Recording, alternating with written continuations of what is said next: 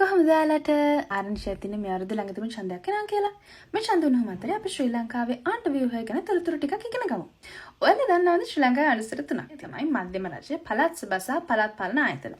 ඉතින් අද අපි කතා කරන්න යන්නේ මේකේ තුන්වෙනි ස්තරය වෙන පළාත් පාලන ආයතන ගැන. මේ ආයතන ඔයාගේ මගේ එදිනදා ජීවිතේට බලපාන්නේ කොහොමද? මෙන්න මෙහෙම.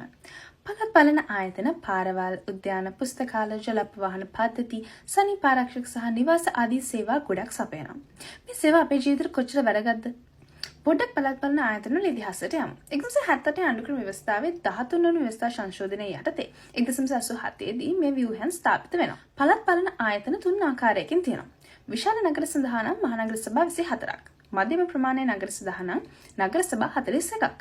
ග්‍රාමීය ප්‍රදේශ සඳහා ප්‍රාදේශීය සභා 276ක්. ඔයා දැනගන්න ඕන තව වැදගත් කාරණයක් තමයි මේ ආයතන වෙන වෙනම නීති යටතේ තමයි ක්‍රියාත්මක වෙන්නේ. ඒ නීති තමයි මහනගර සභා නම් 1947 මහනගර සභා ආඥා පනත යටතේ. නගර සභා නම් 1939 නගර සභා ආඥා පනත යටතේ. ප්‍රාදේශීය සභා නම් 1987 අංක 15 දරන ප්‍රාදේශීය සභා පනත යටතේ.